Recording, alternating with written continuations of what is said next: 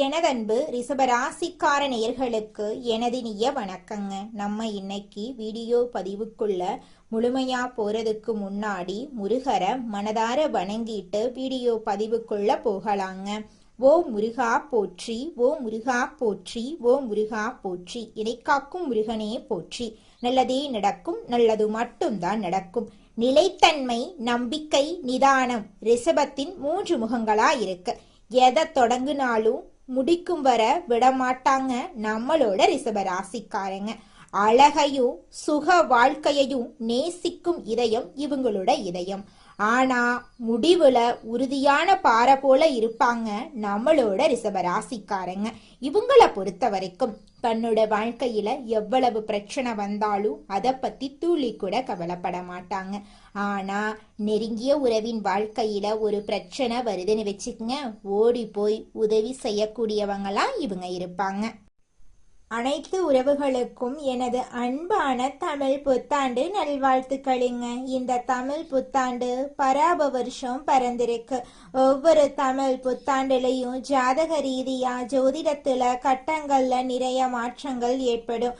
அதுல இந்த காலகட்டத்துல சூரியன், சந்திரன், அங்காரகன், புதன், குரு, செவ்வாய், சுக்கிரன், சனி, ராகு, கேது ஆகிய கிரகங்கள் இந்த வருஷத்துல எப்படி சஞ்சாரம் செய்ய போறாங்க, அதற்கு எப்படி நமக்கு பலன்கள் கிடைக்க போறது அப்படிங்கறத பத்தி இப்ப நாம தெரிஞ்சுக்க போறேங்க. விதவிதமான யோசனைகளை இப்ப நான் சொல்ல போறேங்க. நல்லா கவனிங்க. யோசனைகளை சொல்ல போறேன், பிடிச்சவங்க அதை பின்பற்றுங்க. இதையே நம்ம தாரக மந்திரமா எடுத்துக்கிட்டு உள்ள போயிடலாங்க. அதுவே நமக்கு லாபமா இருக்குங்க. நமக்கு இந்த யோசனையெல்லாம் பிடிக்காதுங்க. அறிவுரை கிடையாது, எப்படி நடந்துக்கணும்னு அறிவுரை கிடையாது. யோசனைங்கிறது நம்ம வெற்றி பெறதுக்கு ஒரு அழகான பாதை.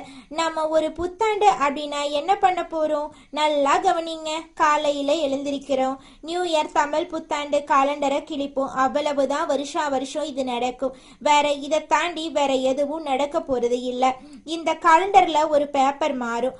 புத்தாண்டு பறந்துருச்சு, எல்லாம் சந்தோஷம். அப்படி திரும்பி பாருங்க, நம்ம வீட்டுல நேத்து ராத்திரி யாரெல்லாம் கோபமா இருந்தாங்களோ அவங்கெல்லாம் அதே கோபத்தோட தான் இருப்பாங்க. நம்ம சொந்தக்கார யாரெல்லாம் நம்ம மேல வன்மமா இருந்தானோ அவனும் அதே மாதிரி தான் இருப்பான். நமக்கு இருக்கிற நண்பர்கள் எல்லாம் நமக்கு பழைய கடனை கொடுக்காம நம்மளை ஏமாத்திக்கிட்டு இருந்தானா அப்படியே தான் இருப்பான். ஏற்கனவே 4 பேரு புதுசா பழசா ஏமாத்தி இருப்பான். இப்ப புதுசா ஏமாத்திருக்கு ஒருத்தர் ட்ரை பண்ணிக்கிட்டே இருப்பான். ஸோ இப்ப புத்தாண்டு பிறந்திருக்கு. ஏதாவது மாறணும்னு நினைச்சா நான் மட்டும்தான் மாறணும். நான் நாளையில இருந்து நல்லவனா இருக்கணும்னு நானா நினைக்கிறேன். இல்ல நாளையில இருந்து நல்ல கணக்க போடணும்னு நினைக்கிறேன். நாளையில இருந்து நான் இப்படியெல்லாம் திட்டமிட்டு வெற்றி பெறணும் அப்படின்னு நினைக்கிறேன். நான் நினைக்கிறதுனால மட்டும் என்ன நடக்க போகுது? கொஞ்சம் யோசிச்சு பாருங்க. இந்த சமூகத்துல முதல்ல ஒவ்வொரு குடும்பத்திலையும் அங்க உங்களுக்கு ஒரு 4 பேராவது ஒரு குடும்பத்துல இருப்போம். குறைஞ்சது 3 பேராவது இருப்போம். 3 பேர் இருக்கிறதுனாலதான் புருஷன் பொண்டாட்டி ஒரு புள்ள, இதுதான் குடும்பம். புருஷன் பொண்டாட்டி 2 பேராவது ஒரு குடும்பம். இதுக்கு அடுத்தது மாமனார் மாமியார், இப்படி இருப்பாங்க. எல்லாரும் மாறுவாங்களா? எல்லாருக்கும் முதல்ல இன்னைக்கு புத்தாண்டு தெரியணும். இன்னைக்கு புத்தாண்டு, இன்னையில இருந்து நான் சில சபதங்கள் எடுத்துக்கிறேன். யார் மனசையும் நோகடிக்காம வாழணும்னு நினைக்கிறேன். அதுக்குன்னு எல்லாத்தையும் ஏத்துக்கணும்னு அவசியம் கிடையாது. பிடிக்கலனா ஒதுங்கி இருப்போம். அதுக்கு நம்ம வார்த்தைகளால யாரையும் சுட வேண்டிய அவசியம் கிடையாது. இத நான் மட்டும் மாறி என்ன பலன்? எதிர உள்ளவனும் மாறணும். நாம் எதிர உள்ளவன் செய்யற தப்ப செஞ்சுக்கிட்டே இருப்பான். ஆனா நான் மட்டும் அவனை மன்னிச்சு கொண்டே இருக்க வேண்டும். அப்படின்னா ஒரு நாளும் நமக்கு அந்த புத்தாண்டு புதுசா தெரிய போறது இல்லை.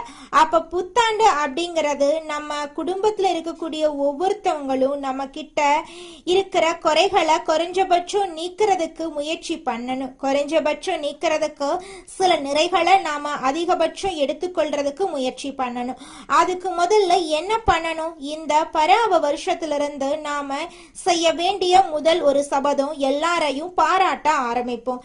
எல்லாரையும் பாராட்ட ஆரம்பிச்சுட்டா அவன் ஏதாவது ஒரு சின்ன நல்லது செய்வான். அப்பா ஒரு நல்லது செய்வாரு, அம்மா ஒரு நல்லது செய்வாங்க, பையன் ஒரு நல்லது செய்வாங்க, இப்ப தன்னுடைய மாமனார் மாமியார் ஒரு நல்லது செய்வாங்க, மருமகன் மருமகள் தாத்தா பாட்டி எல்லா உறவுகளும் நண்பர்கள் நம்மளுடைய முதலாளி நம்மளுடைய தொழிலாளி ஏதோ ஒரு நல்லது செய்வாங்க. அவங்கள அதை பார்த்து பாராட்ட ஆரம்பிப்போம். பாராட்டக்கூடிய மனம் அப்படிங்கிறது வருகிறதோ மகிழ்ச்சி தானா வந்துடும். மகிழ்ச்சி தானா வரும் பொழுது இந்த புத்தாண்டு சிறக்க ஆரம்பிக்குங்க. புத்தாண்டுடைய பிறப்பே மகிழ்ச்சியுடைய நிலைத்தன்மையில தாங்க இருக்கு. உங்க வாழ்க்கையில நல்லதெல்லாம் இந்த புத்தாண்டிலிருந்து அடுக்கடுக்காக நடக்க போகுதுங்க. அப்ப இன்னையிலிருந்து நம்ம என்ன பண்ண போறோம்? உலகம் முதல்ல மாறும். அப்படின்னா தான் முழு புத்தாண்டையும் நம்மளால அனுபவிக்க முடியும். நான் மட்டும் மாறிட்டு புத்தாண்டை முழுசா அனுபவிக்க முடியாது. ஆனா நம்ம ஒரு ராசியில பிறந்திருக்கோம். இந்த ராசியில இந்த கிரகங்கள் எல்லாம் இப்படி இருக்கும்போது நாம சில விஷயங்களை ஃபாலோ பண்ணிட்டோம்னா ஓரளவுக்கு மற்றவங்களோட நாம மிங்கிள் ஆக முடியும். அப்ப மிங்கிள் ஆகிறதுனால இந்த வருஷத்தை கடக்க முடியும், வரக்கூடிய பிரச்சனைகளை கடக்க முடியும். அப்ப பிரச்சனைகளை எப்படி கடக்கிறது அப்படிங்கிறத விட பிரச்சனைகளை தடுத்து அதை கடப்போம் அப்படிங்கிற உயர்ந்த எண்ணத்தோட இப்ப நாம வாழ்க்கையில நடக்கக்கூடிய ஒவ்வொரு பிரச்சனைகளுக்கும் தீர்வுகளை கண்டுபிடிச்சு முயற்சி பண்ணா நிச்சயமா நம்மனால வாழ்க்கையில கூடிய விரைவில் வெற்றி அடைய முடியுங்க. இந்த உலகத்துல நிலையா வாழக்கூடியவங்க யாரு? பேரு புகழு பணம் இதெல்லாம் இருந்தாலும் கூட யாரெல்லாம் ஒருத்தவங்க மனசுல இடம் பிடிக்கிறோமோ அவங்க தாங்க நிலையா வாழ முடியும். இந்த நிலையா வாழணும்னா நல்லா இருக்கணும். என்னைக்குமே என்னை ஒருத்தன் பேரு சொல்லி ரிப்பேர் பண்ணிடக்கூடாது அப்படின்னு தன் மீதும் தன்னோட பேர் மீதும் தன்னுடைய எண்ணத்தின் மீதும் அதிக நம்பிக்கை வச்சிருப்பாங்க. யார் தெரியுமா? ரிஷப ராசிக்காரங்க. இப்படிப்பட்ட ரிஷப ராசிக்காரர்களுக்கு இந்த காலகட்டம் இந்த நிலைத்தன்மையை அதிகப்படுத்தும். அதாவது உங்க வாழ்க்கையில எதை யோசிக்க ஆரம்பிச்சீர்களோ அந்த விஷயங்கள் எல்லாம் படிப்படியா உங்களை உயரத்துக்கு கொண்டு போய் விட்டுருங்க. ஆனா என்னைக்கும் நல்லா தெரிஞ்சுக்கங்க, உங்களுக்கு மட்டும்தாங்க உண்மை தெரியும். எப்பவுமே நம்ம வாழ்க்கையில இருக்கக்கூடிய அனைத்து பிரச்சனைகளையும் தீர்க்க நம்ம முயற்சி பண்ணாவே போதுங்க. நம்மனால சீக்கிரமா வாழ்க்கையில முன்னேற முடியுங்க. அதுல துளி கூட மாற்றமே கிடையாதுங்க. ரிஷப ராசிக்காரர்களே, இந்த வருஷத்துல ஒரு ஸ்டெப் கண்டிப்பா நம்ம முன்னேற போறோம். அத கான்ஃபிடென்ட்டா மைண்ட்ல வச்சுக்கோங்க. கான்ஃபிடென்ட்டா முயற்சி பண்ணுங்க. நிச்சயமா உங்களால முன்னேற முடியும். உங்களை பொறுத்த வரைக்கும் நிச்சயமா பொறுமையான முன்னேற்றம் இந்த காலகட்டத்துல ஏற்படுங்க. ரொம்ப வேகமா ஒரு விஷயத்த அடைஞ்சிருவேன் அப்படியெல்லாம் கிடையவே கிடையாது. பொறுமையாதான் முன்னேறுவோம். பொறுமையாதான் ஒரு வீடு கட்டுறதா இருந்தாலும் பொறுமையாதான் நடக்கும். கல்யாணம் நடக்கும் பொறுமையாதான். இப்ப சில விஷயங்களை நம்ம பொறுமையா எதிர்பார்க்க வேண்டிய காலநிலையில இருக்கும். நிச்சயமா உங்க வாழ்க்கையில நடக்கக்கூடிய அனைத்து விஷயங்களும் பொறுமையா நடந்தாலும் நல்லதா நடக்குங்க. அதுல துளி கூட மாற்றமே கிடையாதுங்க. ரிஷபம் ராசிக்காரர்களே, நீங்க இந்த வருஷத்தை பொறுத்த வரைக்கும் முழுமையா நம்ம ஹேண்டில் பண்ணும்போது ஒரு திங்கக்கிழமையில ஒரு நல்ல விஷயத்த ஆரம்பிங்க. பௌர்ணமியில ஒரு நல்ல விஷயத்த ஆரம்பிங்க. நல்ல பேச்சுக்களை அன்றைய தினத்துல பேசுங்க. என்னால இந்த செயலை செய்ய முடியாது, என்னால வாழ்க்கையில ஜெயிக்க முடியாது அப்படிங்கிறதோட பழகிறத நிறுத்திக்கோங்க. ரொம்ப சிம்பிள். அதே மாதிரி இந்த காலகட்டத்துல சில விஷயங்களை மறந்து எங்கேயாவது வச்சுட்டோம் அப்படின்னா, ரொம்ப தூரம் வந்துட்டோம்னா அங்க உள்ளவங்களுக்கு போன் அடிச்சு சொல்லுங்க, மறந்துட்டேன், எனக்கு அனுப்பி விட்டுருங்க. கொரியர்லன்னு திரும்பி போய் எடுக்க வேண்டாம். அதுக்குன்னு விலை உயர்ந்த பொருளா இருந்தா திரும்பி போய் எடுத்துட்டு வந்துருங்க. ஆமா, அதாவது விலை மதிப்பு இல்ல, கொஞ்சம் பரவாயில்ல, வாங்கிக்கிற மாதிரி இருக்குன்னா இதுக்காக நீங்க டிராவல் ஸ்பெண்ட் பண்ண வேண்டாம். அது அதிர்ஷ்டமான பொருளா இருந்தாலும் அவங்க கிட்ட நம்பிக்கையாளர்களா இருந்தா சொன்னீங்கன்னா திருப்பி அனுப்பிடுவாங்க. இதுக்காக டைம் ஸ்பெண்ட் பண்ண வேண்டான்னு நான் சொல்றேன். அது மாதிரி சில பேரு ரொம்ப கட்டுப்பாடா விரதமெல்லாம் இந்த வருஷத்துல இருக்க வேண்டாம். உடம்ப வருத்திக்காதீங்க. இந்த வருஷத்துல ரொம்ப வருத்திக்க வேண்டாம். பிரெயின் ஆக்டிவா இருக்கிறதுக்கு பிடிச்ச சாப்பாட்டை சாப்பிடுங்க. முடிஞ்ச வரைக்கும் காய்கறிகள் நிறைய சேர்த்திக்கோங்க. பச்சை காய்கறிகள் நிறைய சேர்த்திக்கோங்க.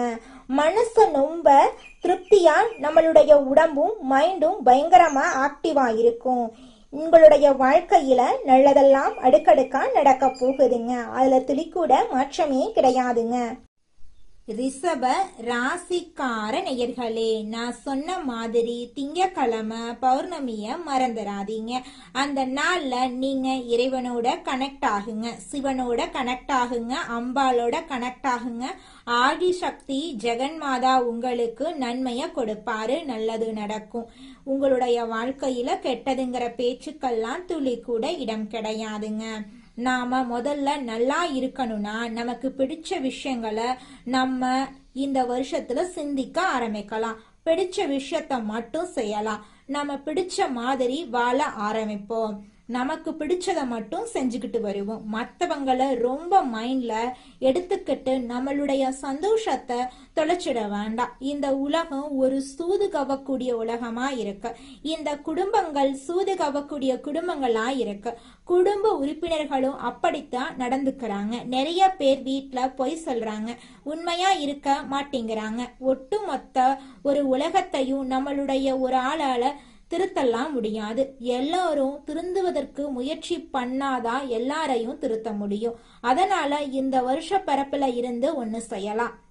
எல்லோரிடமும் எல்லார்கிட்டையும் எதிர்பார்க்காம நம்ம நடந்துக்கிறத பார்த்து அவங்க நடந்துக்கிற அளவுக்கு நாம சில மாற்றங்களை கொண்டு வரலாம்.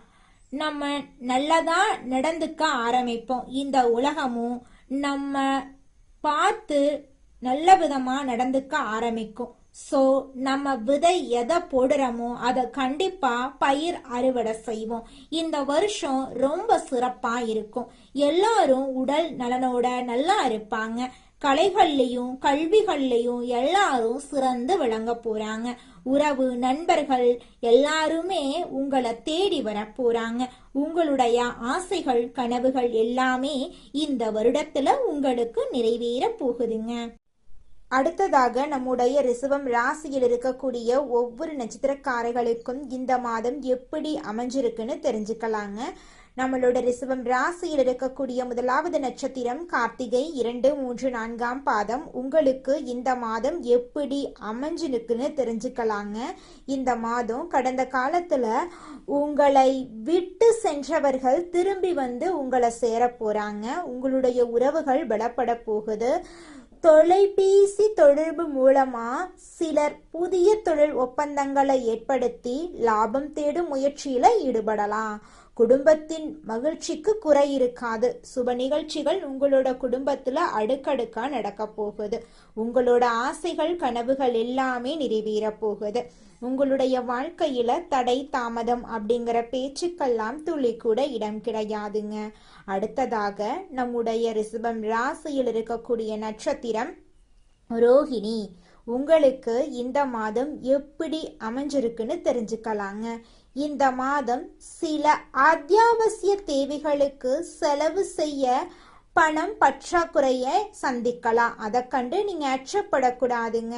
ஒரு பிரச்சனை முடிந்ததும் இன்னொரு பிரச்சனை உருவாகலாம். அதை கண்டு நீங்க பயப்படக்கூடாது.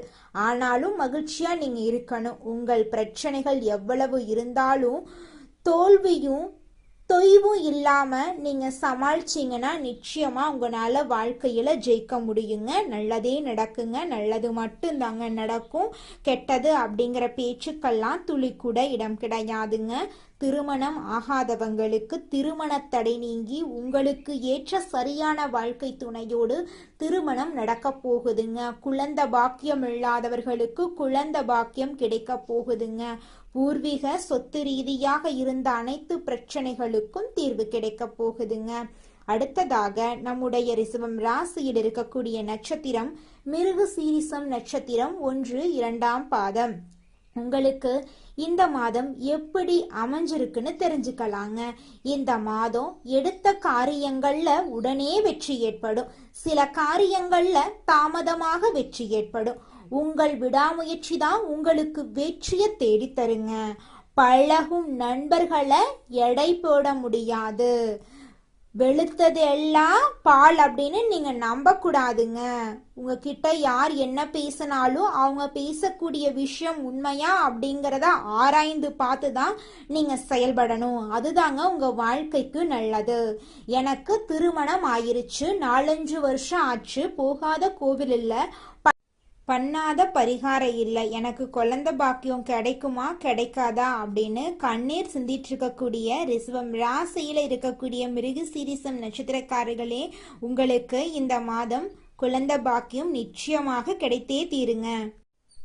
களையாத கல்வி, குறையாத வயது, கவடு வராத நட்பு, கன்றாத வளமை, குன்றாத இளமை, கழுவினி இல்லாத உடல், சடியாத மனம், அன்பகலாத கணவன் மனைவி உறவு, நண்பர்கள். ஏன்னா நான் கொஞ்சம் மாத்தித்தான் இந்த இடத்துல சொல்றேன். எல்லாமே இதுல வரணும்னா அன்பகலாத தவறாத சந்தானம், தாழாத கீர்த்தி, மாறாத வார்த்தை, தடைகள் வராத கொடை, நம்ம கொடுக்கறத கூட இன்னொருத்தன் தடுத்து நிறுத்திடக்கூடாது. தடைகள் வராத கொடை, தொலையாத நிதி, இதயம் கோணாத கோல், ஒரு துன்பமில்லாத நல்வாழ்வு கிடைக்க பராசக்தி அபிராமி அன்னையை வணங்கி நம்மளுடைய புத்தாண்டை தொடங்கலாங்க. நிச்சயமாக நம்மளுக்கு இந்த புத்தாண்டுல நல்லது தாங்க நடக்கும். இந்த புத்தாண்டு சிறப்பாக இருக்கும். மன நம்பிக்கையும் மன தைரியமும் முதல்ல நம்ம விதைக்கலாம்.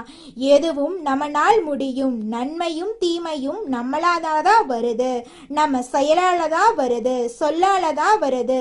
நல்லதே செய்வோம், நல்லதை செய்வோம், நல்லதே நடக்கும். உங்கள் வாழ்க்கையில் மேலும் நல்லதெல்லாம் நடக்க நீங்கள் செய்யக்கூடிய பரிகாரம் என பார்த்தீங்கன்னா, உங்க வீட்டுக்கு பக்கத்துல இருக்கக்கூடிய வயதான முதியவர்களுக்கு உங்களால் முடிந்த உதவிகளை செஞ்சுக்கிட்டு வாங்க. இந்த உதவியை செய்யறதன் மூலமா நீங்க செஞ்ச பாவங்கள் நிச்சயமா குறையுங்க. உதவி செய்யணும் அப்படிங்கிறதுக்காக நீங்க ஆயிரக்கணக்கில் லட்சக்கணக்கில் பணம் செலவு பண்ணணும் அப்படிங்கிற அவசியம் கிடையாதுங்க. உங்களால் முடிஞ்ச அளவுக்கு ஒரு வேளை முதியவர்களுக்கு உணவு வாங்கி கொடுத்தா கூட போதுங்க. இந்த உதவியை செய்யறதன் மூலமா உங்க வாழ்க்கையில நல்லது தாங்க நடக்கும், நல்லது மட்டும்தாங்க நடக்கும். நன்றி.